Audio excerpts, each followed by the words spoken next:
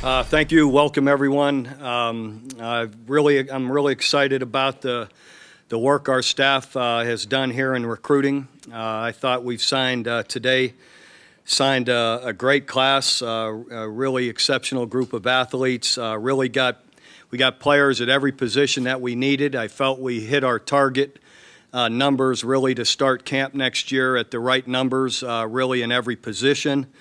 And again, excited about the collaborative work of our staff really working together to sign such a great class. There's still a little bit of action possibly out there, but at this point, I'm going to just continue to visit about the players that are already signed and in. I thought, first of all, on the offensive side, where we lost quite a few guys and little thin in numbers, would be in the offensive line position, losing 4 guys. I thought we did a great job signing 4 players, 2 of them that are already here, Bobby Evans and Jamal Danley. Again, got great size and strength up there, and again, in positions that we really needed them.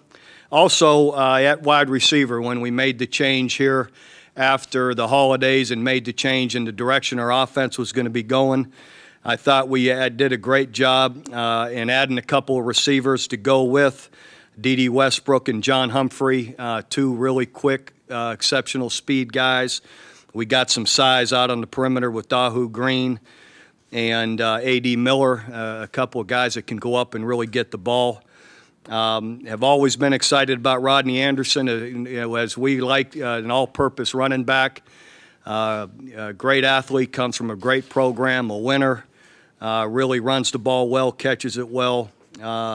Another guy with him, Dalton Wood, local guy or an Oklahoma guy that's exceptional athlete when you look at his size, his speed, quarterback, championship-type team all the time. Really gives you a lot of versatility. Dalton's one of those guys that we love to have on our team to use in a lot of different ways. Defensively, I thought secondary-wise was an area where we've been a little bit thin in our numbers over the last year or 2, and we've really signed 6 great guys, 3 corners, 3 safeties that I believe is probably the best secondary class that I've been a part of signing. So a group that is really athletic. It's got great size and range to them.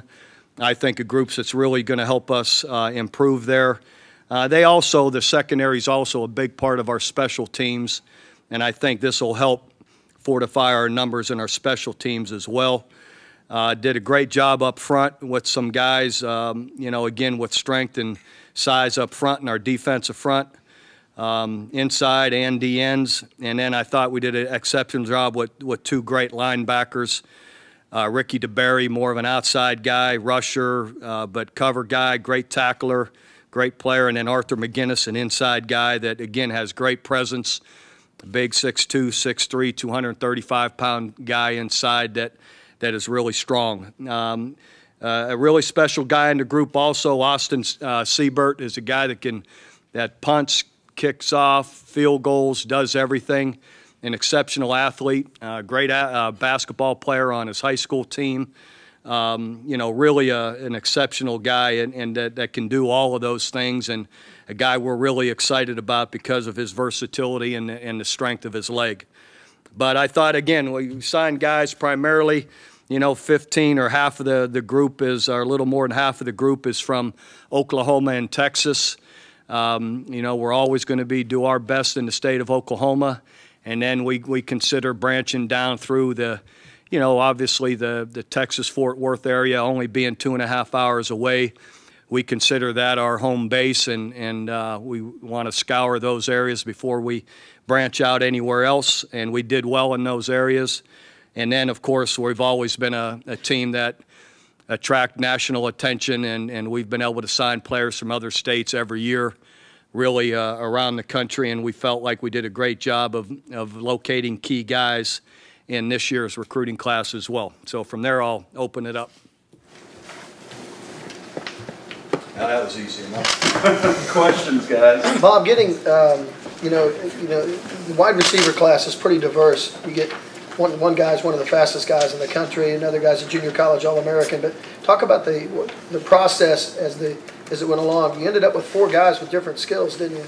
Well, I said that the direction changed midway through. After the holidays, through in the last 2 weeks, the direction and what we were going to do offensively changed. So that changed. In the end, we wanted to get more speed and quickness in some of the inside spots, and it felt like we did that. And then we got a couple of guys that could go up and get the ball outside as well.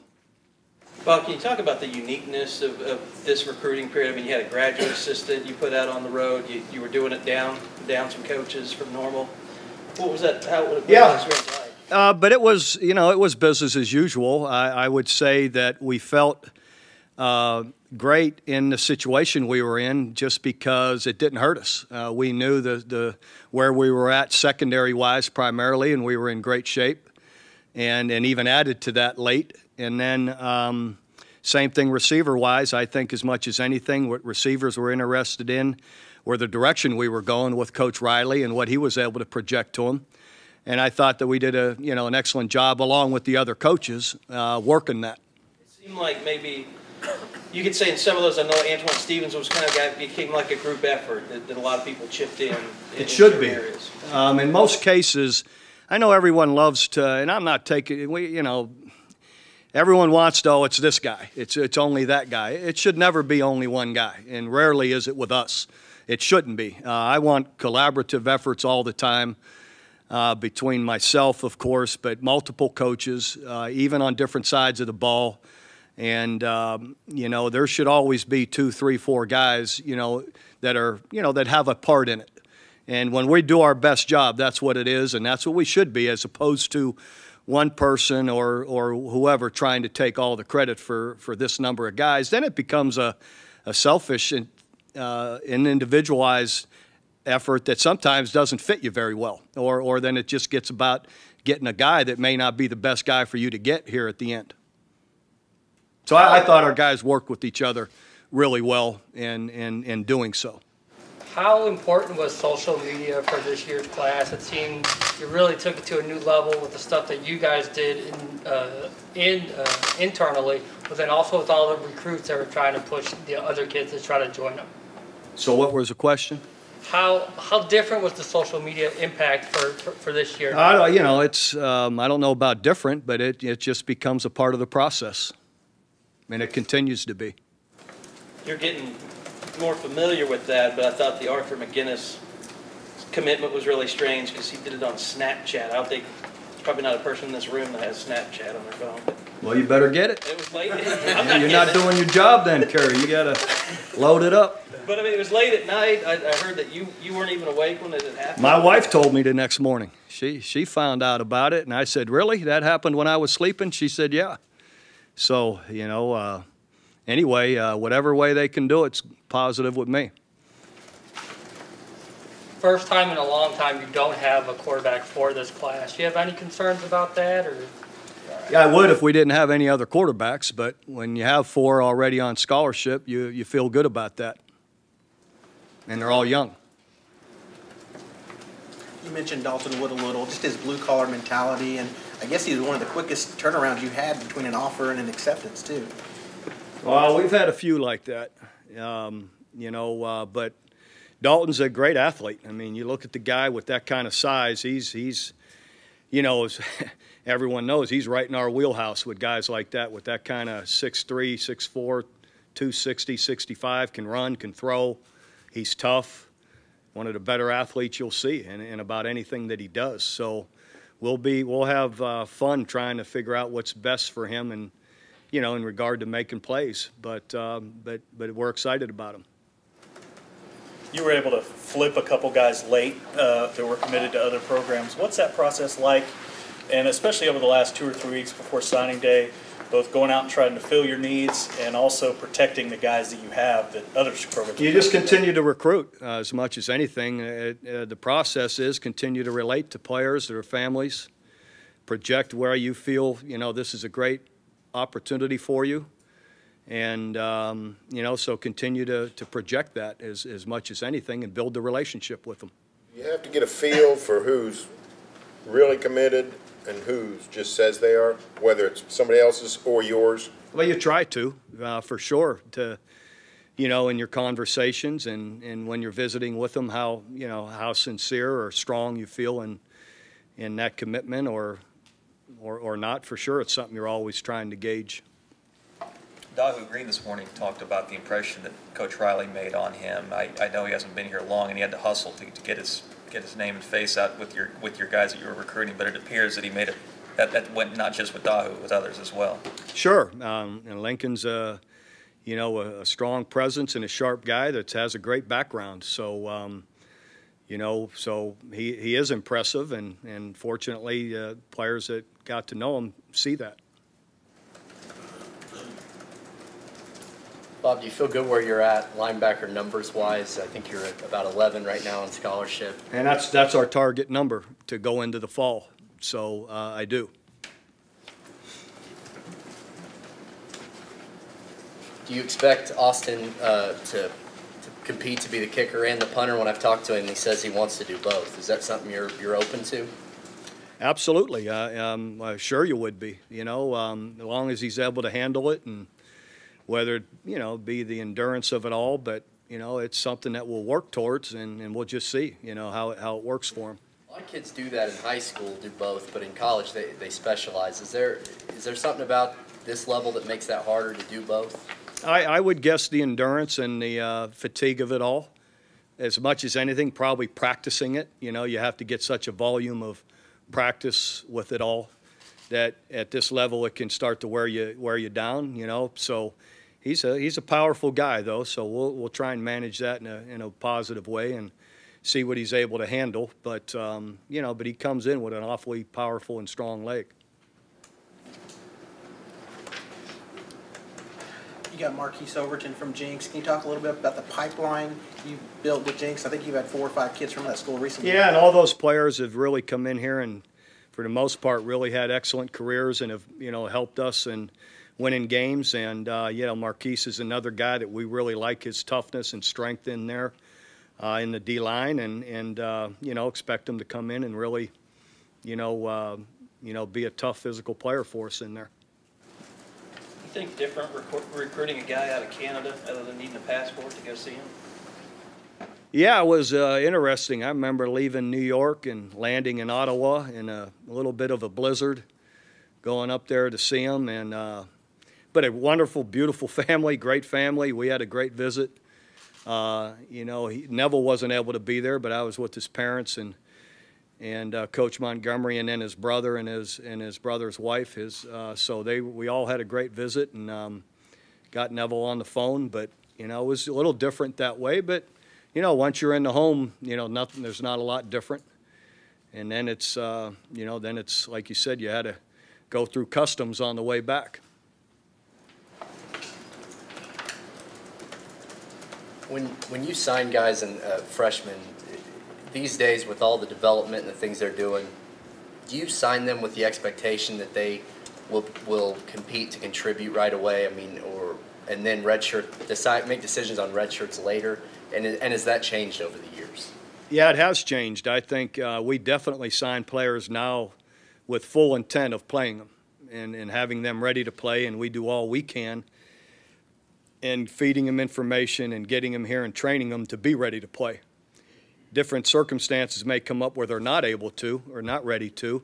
We don't ever want to put a player out there in a bad position not to be successful or that he's not ready for, but it's our intention to have him ready to play. And I believe in today's world, there's so many players train at such a higher level at a younger age, are paying attention to nutrition at a younger age, are being developed at a better level at a younger age. And again, the high school level, they do such a great job bringing them along nowadays that there's more players ready to play. So we do really intend to play them all as we sign them. Sort of going along with that, safety is a position that y'all needed to bolster your depth some, and Will Sunderland is a guy you signed there. What is it you see out of him that makes you confident that he can contribute quickly?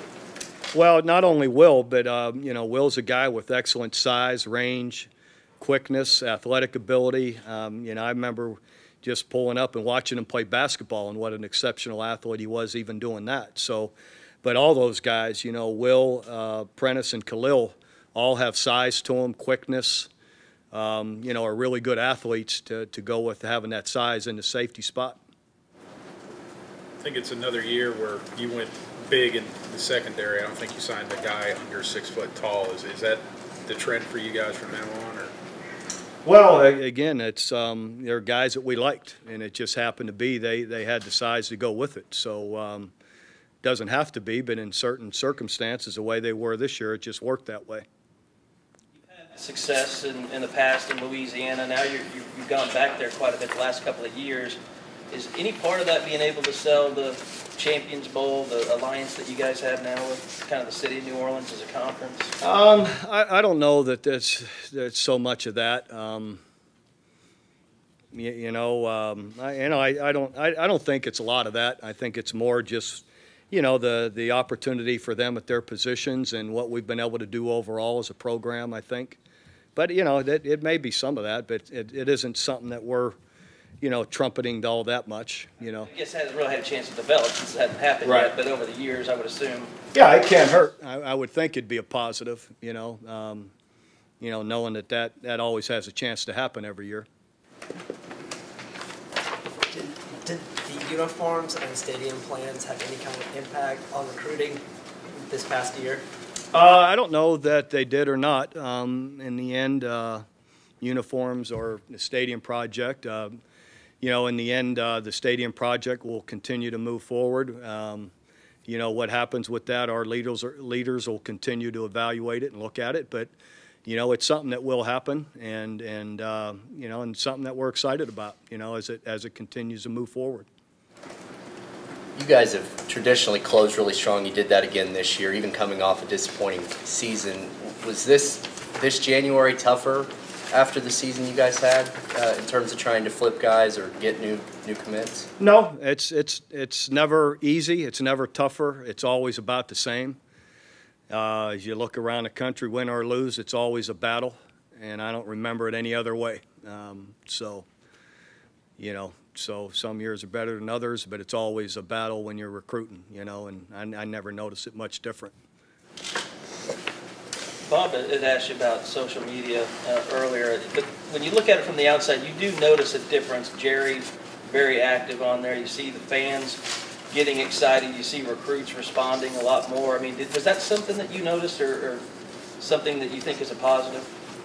Anytime you're reaching people, it's a positive. So we do our best to continue to do it and to include whoever's, wants to be included in it. But, so you do your best you can with it. And again, in what I said earlier, just trying to reach kids. The boom thing has been very successful. People really like that. I'm sure you're not sitting there counting your retweets. I haven't, quite honest with you. So. But it seems like it's been a positive outreach, not just for recruiting, but for fans, for everybody. Yeah, and again, you're constantly trying to find different ways to touch people that way, or to spark an interest, from somebody. I know Dalton played quarterback most of his high school career, but this year did some other things. At what point did you guys, and he's also dealt with some injuries, some medical stuff, at what point did you guys identify him and start looking at him, and then when did you feel like you were really getting serious about Well, I can't remember, exactly what point. I remember watching him through the middle of the year, and I remember every coach that watched him at all different positions liked him. And it's kind of, I reflect back to, in my eyes, it's a little bit similar to Dan Cody, where everyone that watched him liked him. But when no one could figure out, everyone wants to say, well, you have to play here. And I then that's where I say, well, I'm gonna watch him, and I'll determine what we do. And I watched him, and I liked him. So I say, I don't care where he plays. Well, I'm going to offer him a scholarship. He's a local guy here. I love what he does. He's got size. He's got quickness, athleticism, speed. He got everything. So we'll figure out where he's going to play, and let's not worry about whose numbers, because everyone gets sensitive. Oh, that's one of my numbers. Then I can't recruit at that number. And I always, that's when I interject and say, I'll handle the numbers. We're recruiting them. Not that that's, and they get it. Our guys all then laugh, and it's like, yeah, let's go get him and not worry about where he has to play. And he's just one of those guys that hopefully can turn out like a Dan Cody or some of the ones we've had that are really exceptional But out of high school, it's just hard to figure out what exactly they're going to do. But they can do a lot, you know, and on top of all the special teams they play. Coming in as a tight end, but I mean, are you saying that there's a possibility he could play any number of positions? Oh, for you? yeah. Tight end, fullback, H-back, of course. You know, he can do all of those. You know, I'm sure if you moved him to D end, and I'm not looking to do that, I'm sure he could do that. You know, he could do anything you want him to do, basically. Where did you count him as far as the number goes? We labeled him as a tight end H-back, but that's subject to change. You gonna have fullback still? Slash fullback too. Yeah, he's got two slashes. What is the plan in terms? H-back and fullback are pretty much in today's world the same. How much, with the change in offense, how much do you anticipate numbers-wise or even play-wise using fullbacks and Too early to H-backs? tell that until we get out on the field and see, you know, how those positions are playing and how we can deploy them in different ways. So you know, it's way too early for that. It's the first year of the increased scholarships. How much did that come up when you were talking to players and families? Not all that much, unless they probably so many were already schooled that this is what it is, you know. But not all that much. When you recruit so much, you know, out of state, I mean, different coasts, did that being able to bring a family in at the school's expense, was that a topic with them? I thought it was a real positive, being able to, take care of families and more family, a part of the family when they were able to come from more of a distance was definitely a positive. Don't go into Virginia all that often. How important was it to get Ricky and talk about the job that Jerry did to help get Ricky here? Yeah, Ricky was great. He and his family, you know, he committed early, and then Ricky's a really personable guy and got a big personality, and his family, and they were able to project that and reach out to other people, and really it was a big key to us and a big leader in this class, and just how he, you know, continued to, you know, be such a positive influence to other recruits and their families. So he helped us a lot that way. 25% of this class is already on campus. How much have you seen the benefits of mid-year enrollees recently? Yeah, it helps. You know, those guys will get a big jump to be able to play in the spring and to be able to train here for the next 6-7 weeks and to get that kind of development as well. So it definitely is a big boost for them. All right, gang, last one, Kurt. You got all these numbers in, so you know what you got coming in. Does that lead to any position changes for your veteran guys? Not today, but you know, if that's something as we get close to spring ball or in spring ball that I'm not afraid to announce, you know, as it happens. But that isn't something right now that we're, you know, that this is, you know, triggered any of that. No. Do you have any updates on the coaching search for your 2 open positions? No, but I'm hoping that you know, between this week and next week, middle of next week, I'll be able to have those finalized. It's reporting that Kerry Cooks has accepted your offer as the DB's coach. I don't have any comment to that since that hasn't happened.